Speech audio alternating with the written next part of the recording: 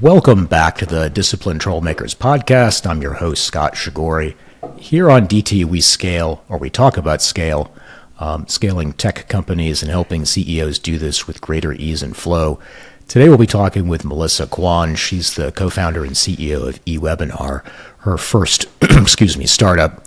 eWebinar automates away the pain of having individuals and teams give webinars live over and over again, a process she has described as soul-crushing. Melissa is also the co-host of Profit-Led podcast, currently in season 2, which focuses on growth strategies for bootstrap founders and their teams. Finally, Melissa is very prolific on LinkedIn and shares a ton of advice and wisdom about startup life and how not to go insane as a founder in tech. Today, we'll be talking with Melissa about the challenges and opportunities around scaling PLG or profit-led growth tech companies, product-led growth tech companies, Melissa, thank you for carving out time today to talk with us, and welcome to the Discipline Troublemakers podcast. Thanks so much for having me, Scott. Yeah. So I guess, because some of my audience is not going to be familiar with eWebinar, kind of in a few sentences, maybe if you want to include, where you guys are today, and we're filming or recording in February of 2025, what the company is developing, what you guys are doing now, for your ideal audience to solve that key challenge around automated webinars, and your secret sauce maybe a little bit too. So as you mentioned, we turn videos into webinars, so people don't have to do them over and over again. So really designed for onboarding and training. So any of the live webinars that you're delivering for your customers or prospects over and over again, where you wish you could be doing more of them, we automate that with a video. But our software is such that we allow you to layer on interactivity on top of the video. So that's our software. So as people are watching the webinar, it's not like watching a YouTube video. So you've got like polls, questions, hotspots, quizzes that you can take to really engage people to stay until the end. And we've got an asynchronous chat. So kind of like a Zendesk or intercom chat where you can ask questions live. And if you happen to be there, you can respond in real time. But if you're not, you can always respond by email later. So in that way, we allow you to automate your webinars 24/7 anywhere in the world. So it's kind of like the Netflix of webinars, if you can imagine. Yep. Nope. That makes sense. In terms of, I guess, who your ideal customer is or prospect, is that just quote unquote sales and marketing teams? Is it solopreneurs? Is it really just simply ultimately anyone who wants to automate a webinar process? Or is it a case where you guys, even by geography or something like that, where that matters to you as you've sliced and diced the market, or you've just seen opportunities that as they've unfolded over your, when you guys started back a number of years ago? Excuse me. Yeah, I mean, when we started, we were really, I guess, more line of business industry agnostic. I mean, we're still industry and geography agnostic, which is like the business I wanted to build. Yep. But our ideal customer, if you're going to talk about that focus, is really for customer success, right? Onboarding and training. Oh, right. And, it's tough, right? Because I think sales and marketing are two lines of business that gravitate towards a product like this. Yep. Because they're always looking to expand their funnel, do more demos, things like that. Yeah. But why customer success is our ideal customer is because they pay us the most. So we price by active webinar. So for just, if you can imagine, like one single webinar, so like let's say one training, you can automate 1,000 times a month, right? So that's considered like one webinar for us. But as you can imagine, for a sales demo or even like a thought leadership webinar for lead gen, that marketing would deliver, that could be like maximum 1 or 2 webinars, which is very useful. But for us as a business, of course, when a training team comes in, they've got like 10 or 20 webinars. So from that perspective, they're our best customer, and that's the demographic that we go after. But of course, like just being the type of product that we are, we do have sales and marketing customers that come to us. Yeah, no, I think that makes a lot of sense. I hadn't thought quite about the delivery side. I was what was in the frontal lobe was definitely around sales and marketing or around other activities. But yeah, the repeatability of that and then being able to automate it in ways that you described makes a lot of sense. I guess because fundamentally this podcast is about scaling tech companies. What does scale here again in early 2025? What does scale look like to you and the team right now in terms of what you look at as a growth path for the rest of the year, or say the next 18 months or so, as to what you guys are excited about next? Excuse me. Yeah, I mean, we're kind of at an interesting crossroads with our company where we kind of thought we knew what we were doing, but it turns out we don't really know what we're doing. So, our company's been live like a little over 5 years. The product's been live for about 4 years. So in the first, I think, 3.5 years, we were growing pretty steadily. We are bootstrapped, so it's like, slow and steady growth. Yep. But in the last, I would say, like 9 months, things have slowed down just because our revenue is higher. But we also understood that our ideal customer needs to be a lot more niche. So in the last 6 months, we've really kind of gone the extra mile to niche down to customer success, training, and onboarding. So what was working before, especially, bringing more people in through SEO, is not so much working anymore. And I think just from a lot of my, founder friends, just kind of speaking in silos that we belong in, SEO and search is just not what it used to be because of AI. Like, people are going to ChatGPT and asking, they're not clicking, they're just looking at, even if they search on Google, they're looking at that Gemini snippet. So it's a really long answer to say I'm not sure. And I think that's not a perfect answer, but it's nonetheless the truth. Is like, we were doing a bunch of stuff that was working, that allowed us to grow at a slow and steady pace, especially as a bootstrap company, which is important. But we don't know what we're doing anymore because the channels that were working in the past are no longer working as they used to. So we're kind of in a place where we are not sure what to invest in. We've scaled way back on SEO. Like, we're still keeping up with the content that we have and making sure that we stay on the first page of Google, but we're not creating new content like we used to. And that's kind of been a challenge because SEO used to be, 50 to 60% of our demo traffic. It no longer is. A lot of the content that I push out on LinkedIn used to work a lot more, but all these platforms are changing their algorithm, and I used to get thousands of reactions per post, and now I get, if I'm lucky, I would get 100. And I'm seeing a lot of creators kind of getting the same and really scaling back on that effort. So I think this year we have to go back more to traditional methods of whether it's integration partnerships, co-marketing content, maybe one-on-one outreach. Like, we don't do sales-led because our product is low price. Like, our product starts at $99 a month.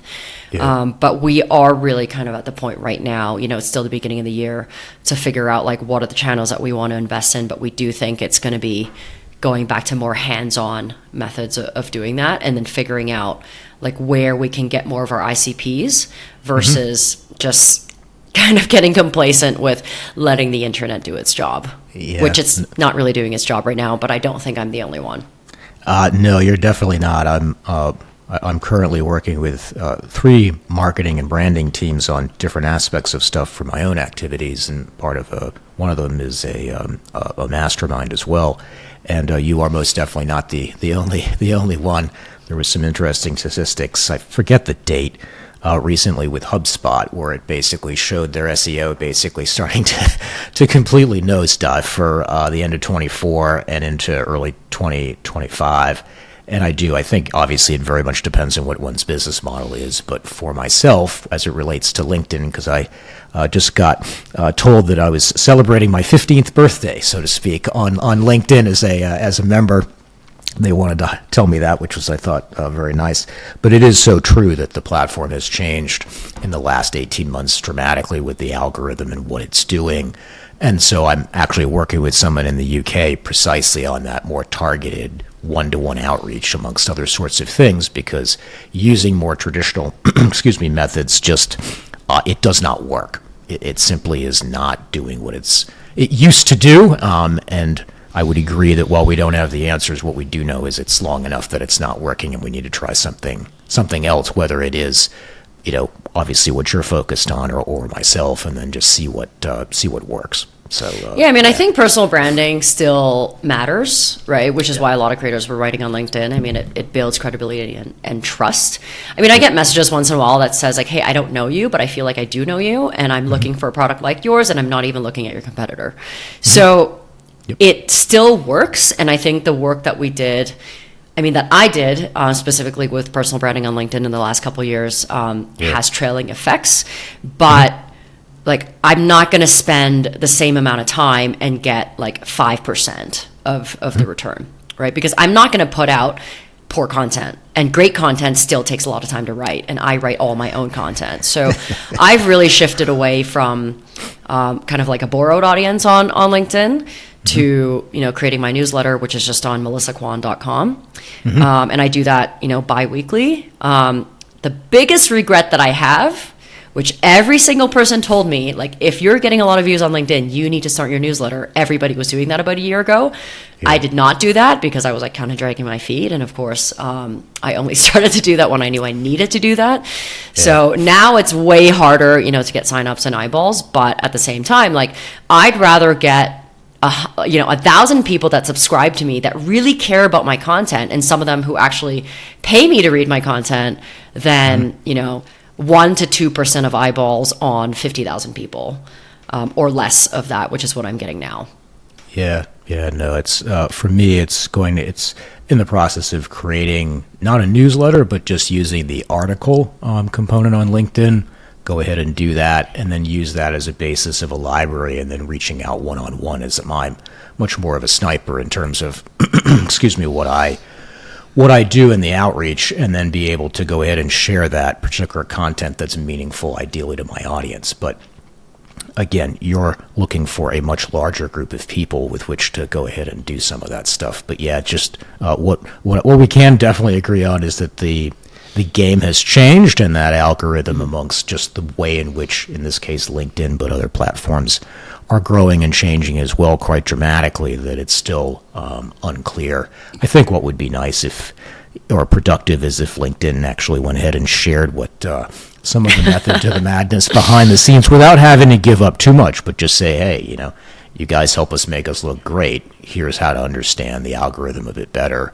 I think that transparency would be powerful, and I think people would be re-engaging in ways that they're simply, in some cases, not doing. But if they did that, then it wouldn't be LinkedIn. Wouldn't be social media. I mean, the idea about social media is they can just change whenever they want, right? Like, it's happened on Facebook, it's happened on Instagram, it's happened on TikTok. I mean, TikTok kind of, I don't know, almost went away, but not really. Yeah. I think what is shocking is, like, because I do know, like, a lot of creator friends on LinkedIn as well. It was really shocking that they didn't reward creators for creating original content, and rather just took the eyeballs away.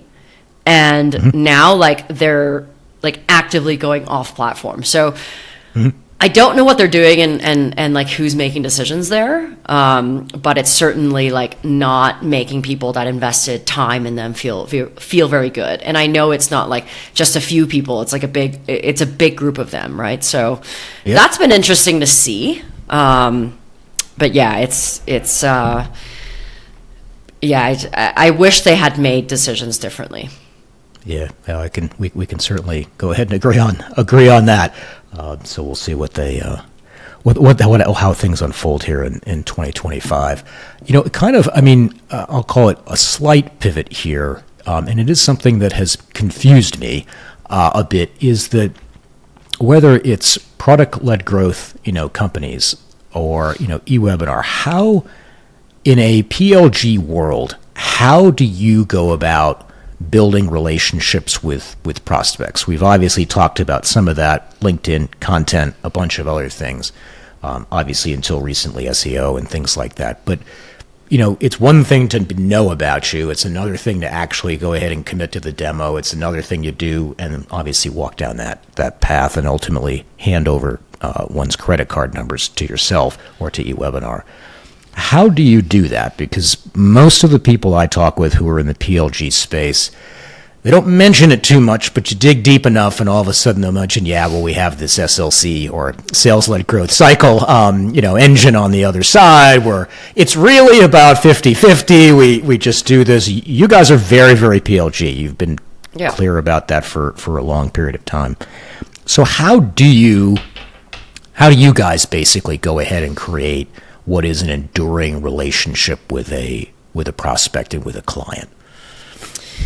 Yeah, I mean, I think it's, of course, comes with challenges because of our price point, right? We don't have a sales-led or enterprise motion because it doesn't make sense for us, right? Like you don't see Calendly, for example, at a $15 product having a account manager. Like that's just not the business model. But I wanted to build a full kind of like hands-off business because I had 2 enterprise businesses before. So we actively do not have a sales-led motion. It's just not the life that I want to live. We are a lifestyle company, so we stay true to that. So a lot of the decisions we make is because of our price point. It just simply does not make sense for us to have CS managers, account managers for our business. So I can only do that on a one-to-many basis, right? So whether it's on LinkedIn, whether it's on Instagram, I publish videos twice a week, and a carousel once a week on Instagram, and also on my newsletter, which I write, bi-weekly. And then, of course, podcast marketing is one thing that I invest in, which is why I'm here as well. And I have my own podcast. So it's not like I do one thing, it's kind of it's like multi-channel, right? So, and I've been doing this for a few years. So I think when people hear your name, they see you out there, they see your name, someone else is talking about you multiple times, it's bound to happen. If you told me 5 years ago when I was starting eWebinar that I was going to be a content creator, I would not believe you because I'm a sales-led founder. Like my previous 2 companies were both in enterprise SaaS and I have never sold any other way.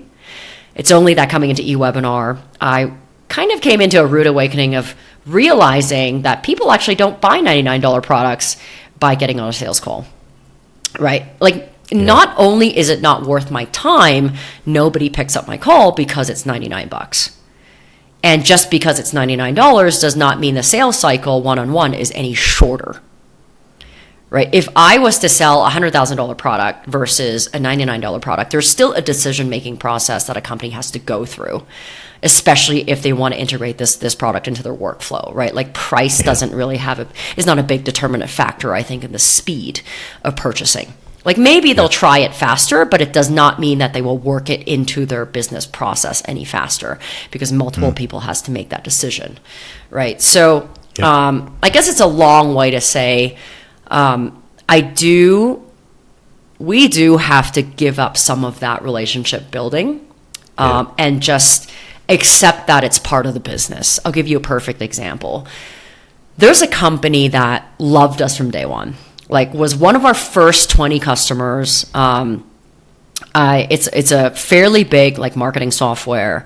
They signed up. I know their CEO. Multiple departments were using us. We don't have a lot of analytics or alerts or notifications in place. Because we are a small company, we have to be able to choose what we spend time on to alert us when the activity goes down. I know we should have it, but we don't have it. And last weekend, they churned. And they're with us, since day one. And I wrote to their VP of Customer Success, who used to be the champion of this product. And I basically said, hey, like, I'm embarrassed to be writing this email right now, especially because you are the VP of Customer Success. I saw you guys churned. I looked into your account because we get a Slack notification when somebody cancels. I know it's too late, and I should be reaching out to you earlier, but it is what it is. Can you help me understand, like, what went wrong here? Could we have done something different? Do you have any suggestions as to what we can do to better serve our customers moving forward to prevent these kind of situations, while knowing that we cannot have account managers? And the best thing I can do is try to learn from these mistakes. I don't think she's going to respond to me, but it's a prime example of these are just things that we have to accept, right? The customer that loved you for years can still churn for a number of reasons, right? Maybe they forgot about you, there was a regime change, like they changed strategies, and you weren't there to educate them on the new features, like whatever it might be. But at the end of the day, they were on our highest tier, but they were paying us like $2.99. So for an enterprise level company, that might hurt. For us, like emotionally, it hurts, but fiscally, it's just part of the churn. So there is no perfect answer, I think, for us, because we are a low-cost company, and it's just we have to accept that we can't build great relationships with our customers, especially if our customers are up in the thousands. Yeah, no, it's one of those things where, again, I think, one of the things I do both admire about what you've written about, and you're always very clear about what those trade-offs are, whether it's in your personal life, what you've prioritized, et cetera, where a lot of people just don't go ahead and do that, and then just be transparent about it, where you can't be doing two different things at the same time, at least doing them well anyway. So you choose one of them. But unfortunately, a lot of teams, a lot of companies, bootstrapped or, receiving VC funding or whatever that looks like, usually try and split the middle in some way and then either burn themselves or, again, just are not able to go ahead and push forward in a way that's genuinely meaningful by creating priorities. And it's just, I think it's a nice example, and one that you just have to kind of accept based on the fact that you guys are doing what you're doing in the way that you're doing it, and it works. But there are going to be days when it's not perfect, and you need to make or write an email that is not something you're looking forward to writing, unfortunately. Yeah, I mean, somebody once told me, somebody who is also kind of in a head of CS position, he said, running after someone who left you is like leaving a party where people are having a great time to chase after someone who's not having a great time. Yeah. So you're better off looking for more people who are enjoying your product, like those lookalike profiles, and making the people who are at your party right now stay and spend more money than to try to chase after people who really didn't see value in your product, to begin with. And of course, we want to win, we want to win the business back in some way in the future. And we can only learn from our mistakes. But of course, fixing our activation and churn is definitely something we're always actively doing. And one of those things is how do we build a better relationship with our customer? But I think we can only do it on a one-to-many basis. Yeah, nope, and that is fair. That's very fair. I was talking with another founder a number of episodes ago in cyber named Chris Kirsch, and they were needing to split the difference around PLG versus SLC with some of the activities that they were doing, and in between that was just some of the challenges that you just highlighted there, where there were trade-offs that, again, I think probably should have been made a little bit differently, and did cause them to need to. There was a reduction in number of employees. There was some other changes and things like that just made things tough. So no, fair enough. I think I always like to ask this question, which is, what do you think within the market that you guys are in? Is there something that you think is misunderstood by today's market about what your company does? You've been around now for almost 5 years or so, give or take. You've done many of the traditional marketing things. You've obviously got your podcast and everything else that you do and share a great deal. Is there something about either the market itself or about the perception that a prospect or a client might have about your service that you think is misunderstood by the market today in any way? Yeah, absolutely. If we can solve this, and I think we'd really be ready to scale. So people think that an automated webinar is not as good as live. They think that if it's automated, it's fake, and live equals more engagement. And that is the biggest hurdle that we have to help people overcome. But believing that is almost saying watching a movie on Netflix because it's on demand is not as good as watching it on network TV when it's live. And we know that is untrue. But we also know that when on-demand videos, whether it's a TiVo or, remember those? Or like when Netflix came out. There's pushback, right? When there's change, there's pushback. When there's something that deviates from the status quo, there's always pushback until there's not. What I don't know is the market ever going to change to webinar automation? I'm not sure, right? But when they are, we are 10 steps ahead of any competition that's ahead of us. So why that's misunderstood is an automated webinar using a video means the video quality is higher. There's no more, can you hear me? It means people can get the content whenever they want, anywhere in the world. And why that's important is because everybody is living on their own timelines now. Right? I watch everything on YouTube, or if I watch the news, I'm going to the news site and pressing play. Like, I'm not sitting in front of the TV to catch the news at 7. Right? I can watch it anytime I want. When I want to binge a show, I'm going to watch it Saturday, Sunday in one go. Right? I'm not going to watch it every Thursday at 7. Like, that's just not how we function anymore. Like in our everyday life, right? So to say that a live webinar has more engagement, well, in what sense? How do you define engagement? I do believe that there are certain things that do need to be live, like this conversation we're having right now, or maybe it's a premiere of something, a launch of something, but a lot of content does not have to be live, including a lot of demos, a lot of trainings, onboardings, those repetitive things that we wish that we could do over and over again without being there. That's the stuff that we are replacing, not the actual timely, whether it's a book launch or a New Year's countdown or, some big influencer product launch, right? Those things I do believe have to be live and will have, will justify that kind of live engagement. But everything else, I would say like 95% of like the live stream webinar content out there right now does not have to be live. So that's, I think, is the biggest thing that's misunderstood. And that's why on our website, we don't push people to sign up. We push people to join the demo. There's one sign up button, but every single CTA has joined the demo, because until you see it, you're not going to believe it. Right? The other thing that people get wrong is, well, if it's a video, can I just put it on YouTube?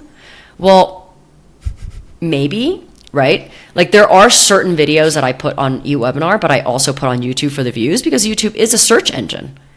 And then in the comments, I will push people back to my webinar or back to my site. It's just another way for discovery, right? But that's why our software exists. Our software is really the wrapper around the video to make the video way more engaging than it being on YouTube. And on YouTube, you can stop the video whenever you want, and then people don't really come back to it.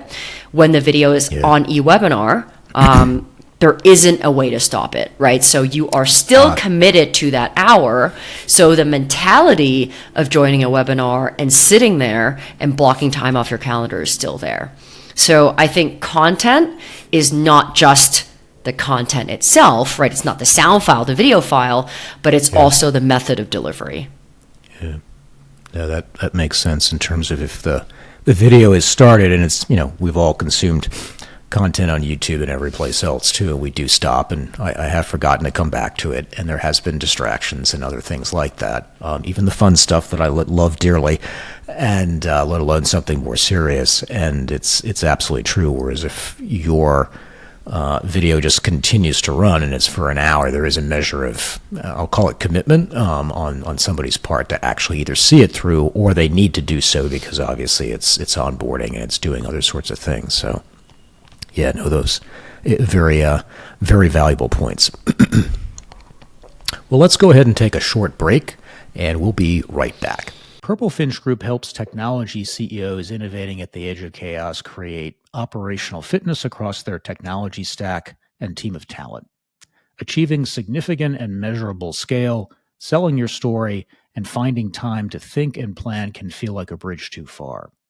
So if you're a CEO whose company has found product market fit, but is struggling, or you're a CEO whose company is looking to accelerate existing momentum, we can help with proven blueprints for optimal scale. Shifting from incremental addition to exponential multiplication can be absolutely achieved with less effort and stress. To get in touch, I can be reached at Scott with 2 T's at purplefinchgroup.com. Now, back to the interview. So we are back with Melissa Kwan from eWebinar.com. So to kind of shift gears a little bit here, what type of work, the work you do now, gives you the most joy and energy? That's a great question. Man, it's a great question because it's a tough one. I am not a believer that you have to love what you do. I love the outcome of what I do. I actually wrote, I think I wrote a newsletter about this. 90% of my work is not that interesting. It's not that interesting because I don't see a lot of success from it. And I think satisfaction from building a company comes from successes, big and small, throughout the day. There's a lot of things I do because I'm in sales and marketing don't move the needle. But I'm resolved in that you have to do the 10 things in order to find the one thing that does work. And for a long time, as platforms are starting to shift, the world is starting to shift, AI is changing marketing and so many things. There's so many things I do that aren't giving me success right now. So I would say in the last year, I haven't been having a lot of fun. However, I do love the outcome of what I do, which is the lifestyle business that I've built, the bootstrap lifestyle that I've built with no board, no other bosses, has given me the freedom and autonomy that I set out to find for myself when I quit my job 15 years ago. And for the first time, so I had 3 businesses, so 2 businesses before this. This is my 3rd startup. For the first time, I'm running a good enough business that pays me a proper salary that allows me to do the things that I can do as a 40-year-old, which I never used to do before. I was always the person that, would order the cheapest thing, on the menu at a restaurant, or not meet my friends, not meet my friends when they eat. I'll meet them after, because I just couldn't afford the things that my peers would have, right? So really, for the first time in my life, I'm living a normal life, and I love that outcome. So while that's not what I do, the lifestyle that I have is what gives me the motivation to show up every day. And, being able to experience more of that success as the company grows is the thing that I love most. It's probably not like a normal answer, but it is, again, a true answer.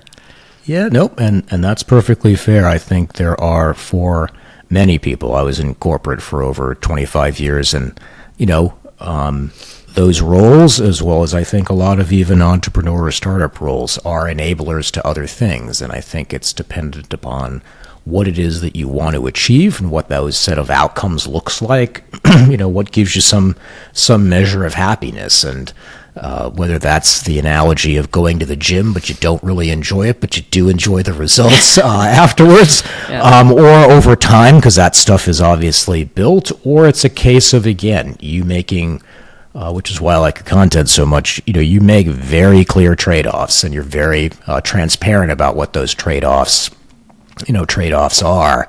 And I don't think a lot of people really either A, think those things through, personally or professionally. They don't go ahead and certainly enact them consistently, and they definitely don't go ahead and communicate them in a transparent way. Out of curiosity, you, for example, you put, you describe it as a lifestyle business, you put your life first and so forth like that. Did that decision come over time, or was there one, if you will, big moment with one of the two previous firms, or did you just get sick and tired of what you just described by having to meet your friends afterwards, again, for budgetary reasons? I'm just, with what you're comfortable sharing, obviously, what made you go ahead and pivot in that way, where obviously most of the conversations around, grind away, we're transforming the world, we want to do all these other things, but behind the scenes is a spectacular amount of stress. Whether you're bootstrapped, whether you're VC funded to the moon, really doesn't matter. When did that unfold again over time, or was it something that came at one particular moment where you just had enough?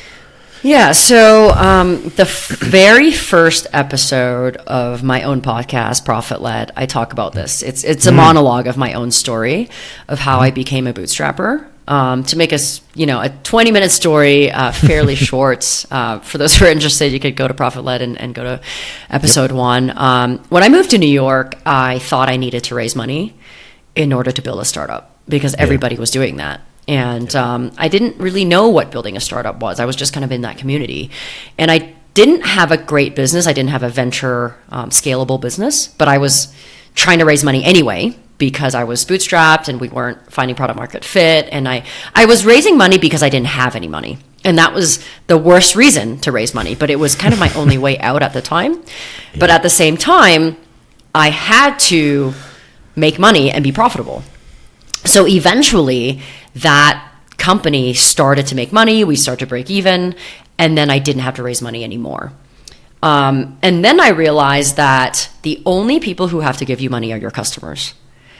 And while I was becoming more stress-free and calling my own shots and taking more vacations, my friends who were venture-backed were becoming more stressful, needing to raise the next round and making trade-offs in their business, right, in order to raise the next round. Like the trade-offs were making different product decisions to fuel growth because they needed revenue numbers, but not doing what's best for the customer, doing what's best for revenue so they could raise the next round. And because they weren't sure, they were then faced with, how do I raise the next round, or should I sell the company? But I don't want to sell the company. Do I have to do an acqui-hire? Those kind of decisions, right? Those decisions are really stressful because at the end of the day, the founders are left with nothing. And so, and a lot of founders are left with nothing, right? It's just not how it's positioned, right? So I lived through that where I just saw the two different sides of the coin. Not by myself, but I was seeing because a lot of my friends were venture backed at the time in New York. So I realized that not only are there so many different ways to build a business, if you are bootstrapped, then you can just have a great life. And that's why I started a business anyway, right? I didn't start a business so that I could have investors. I started a business so I didn't have to work for anybody. And learning the different ways of building a startup and then coming into my own because nobody would fund me was really my journey. And that was probably a 2-year journey. But I cannot imagine building a startup any other way. And also with my previous business, Spacio, I sold it because I didn't see a bright future with that company. I kind of hit a ceiling with it. And luckily, we were the best of class in that specific category, right? It was a real estate solution, a real estate software, and we fit really nicely into a bigger company. So we became a product in their product suite because we were best of class for what we did. So it wasn't a massive retirement level sale. It was nonetheless life changing. But if I had VCs, if it was not a lifestyle company, if I was not calling all the shots, I would not be able to sell that company because it was not going to be valuable enough. I would have been either forced to run it or maybe replace myself. And then I wouldn't be able to start eWebinar 2 months after, and I would not have the life that I have now. Yeah. So to think that someone who wrote me a check could stop the sale of my company, and then to stop me from living the life that I have now 5 years later because I was able to start something new that was a better business, just the thought of that is quite terrifying. Yeah, no, I think it's, one hears more about, relative stories of what you've described, but it's just so true that the tentacles of one would say influence or control can be very profound and unexpected. And then I think, as you've shared, when I started following you through, Greg Head and Practical Founders, he talks about it a lot. Others do too. There's just understand what your field of play is, understand what that is, what game you're playing. And I think just so many founders don't do that, or think they do need to chase the cash, because frankly, ego demands it, that it's the only way, or somehow it's a quote unquote faster and easier. It's not. It's just simply other trade-offs that you're really going to make, and your story highlights that, perfectly. And there's just, there's no real easy way, around it. There's no free lunch. It's just understanding what it is you want to do and who you are. And in your case, you said it took 2 years to kind of, work through some of that stuff, but probably looking back on it, reflecting 2 very powerful years of understanding exactly what is a priority for you, or our set of priorities, so that you can move forward with, obviously, eWebinar, and then do the things that you want to do that enable the freedom that you basically now have. And that freedom is incredibly powerful. And I don't think enough founders, even on their second, third go around or anything, truly take that on board and do what I'll call the hard work to know thyself, and then figure out what it is that really brings them happiness, or at least some measure of well-being and balance, without getting, woo-woo about it or anything like that. Well, it's hard, right? When you're constantly inundated with the media telling you what success is and how much money you should have to appear on TechCrunch. Like I asked a founder last week who bootstrapped his first company, raised something like $20 million for his next company, and I asked him why he went that route, and he said truthfully he just wanted to be in TechCrunch. And because he had one success, that was Bootstrap, it was easy for him to raise a second round, and he did exactly that. And he said he would do it again, but he would do it differently. He said he would raise money, but he wouldn't allow his investors to force him to spend it as fast as they did. Yeah. Because they did go through some years of struggling. They're fine now, but people just don't understand the game they're playing, right? I talk to a lot of founders, and I'm like, okay, what's your goal, right? Well, my goal is, I just want to build this thing and then sell for 10 million in a couple of years. I'm like, 10 million? Do you know how hard that is? Just because you have 1 million ARR does not mean you're going to sell for 10 times, right? To find someone to write you a check in cash to buy your company is really, really freaking hard, right? But I think the media has made it sound so easy because those are the only stories that we read, right? They report on the funding, but not the closing of the company. And I blame the media for these skewed expectations. Yeah, no, it's absolutely true.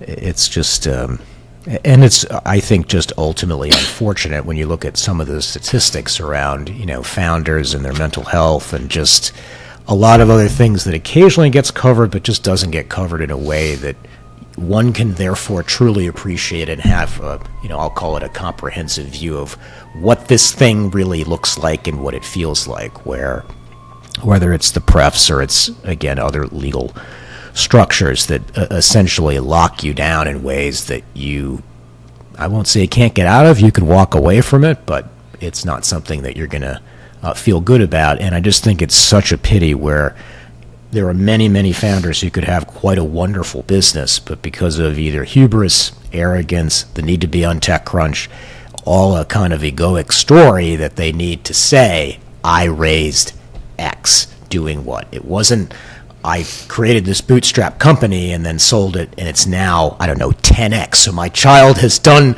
amazingly well out in the real world, but it is very much driven again by that, by a need I find to say or check off some boxes, and that's particularly true in certain geographies. I'm on the East Coast, just outside of DC. We tend to focus more on, to an extent, on solving practical problems. People don't brag to the same degree about how much they raised, who they raised it from, etc. It's about what are you actually doing.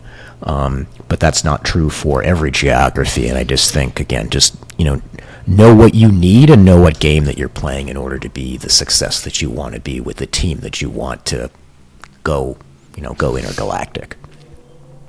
Yeah. In terms of, I guess, a final question as we get a little closer here towards the end, how has being the CEO of a company, I'll say eWebinar, that you've created kind of transformed you? Interesting. So I don't really think of myself as like CEO.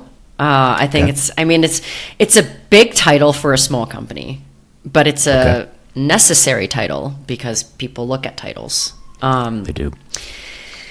I would say that I run, like, it feels like a family business because David, who's my life partner, is my CTO. My COO, who's really like the third co-founder of the company, I've known for many years through my previous startup. He was my customer.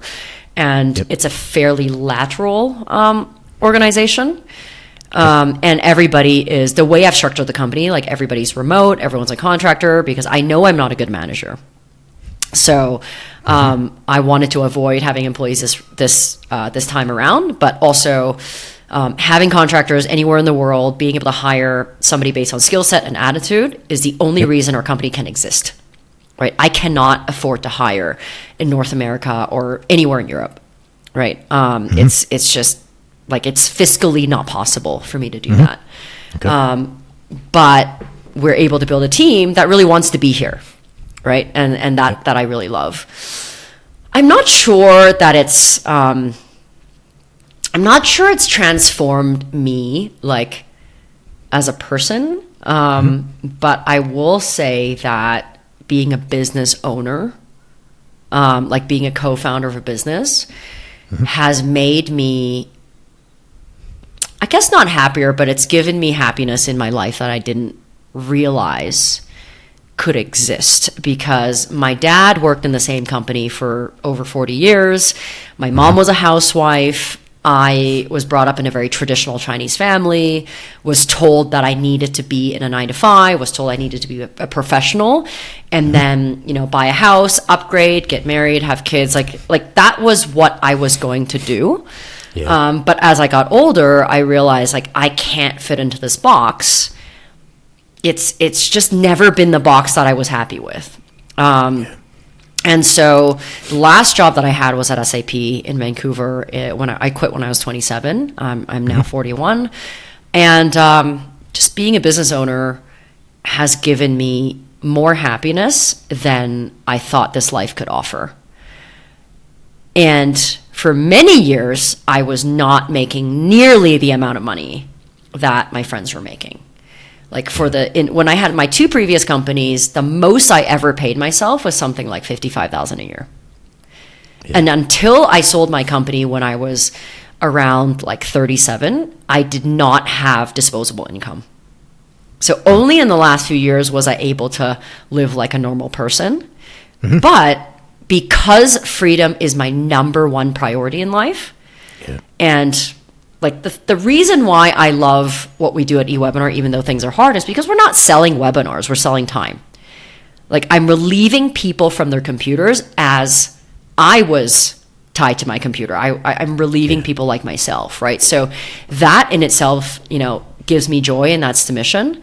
But I think that's like the biggest, I guess, transformation that it's given me. It's like, it's just made this life so much more enjoyable than otherwise. Yeah, no, I think, there's a lot. When I talk with CEOs or business owners or founders, depending on which label they lead with or prefer, freedom usually comes up very, very early in the conversation in some way. Or, again, it's time in some way. They talk about, not so much balance, but being able to juggle things a little bit differently. And it depends. I focus on cyber, I focus on managed service providers and some other things. And so there's obviously variation in age plays a role. Somebody who's 70 versus somebody who's in their 30s. But yeah, I think, just understanding what it is that brings meaning to you and what it is that you want to do solves a lot of challenges where so many just don't really understand that or haven't taken the time, or it hasn't been forced upon them in some way, shape, or form to make that decision or to figure out what that stuff is that would make them happy or make them stable. So I do like asking it because, again, the answers around being transformed as CEO always vary, and I appreciate the candor around what you shared. That's really, I think, will be helpful to the audience. Is there, I guess, is my final question as we do wrap up, how would you like people to get in touch with you? Would that be LinkedIn, or would you prefer your website if they want to, again, either get in touch or whatnot? What would you recommend? What would you like most? Yeah, I mean, my LinkedIn profile has every single way to get a hold of me. So if you want to send me a DM, then LinkedIn is best. So Melissa Kwan, Kwan. We'd love to invite you to look at my newsletter as well. I write bi-weekly on what it's like to build a business without an abundance of resources and friends in high places. So my newsletter is called Your Founder Next Door, and it's just melissakwan.com. And if you're curious about how eWebinar can help you or your business, it's just eWebinar.com. Spelled exactly as it sounds. Just hop into the demo anytime. Our demo is delivered, of course, through our product, and I am always managing the chat as well. So you can always send me a message through there. Okay, that sounds great. Well, Melissa, thanks very much for carving out time to talk with us on the Disciplined Troublemakers podcast. For all of you watching and listening out there, we'll be back with another episode very soon. Cheers. Thank you for tuning into the Disciplined Troublemakers podcast, and we hope you found the episode valuable. If you did, please subscribe to the Disciplined Troublemakers podcast on your favorite platform and leave a review. Putting this podcast together is a group effort, so I'd like to provide a shout out to Heartcast Media and their team for all of the assistance they provide with each episode. If you want to get in touch with me directly, I can be reached at Scott with 2 T's at purplefinchgroup.com. Purple Finch Group is the sponsor of this podcast. We have another podcast episode out very shortly. Stay tuned.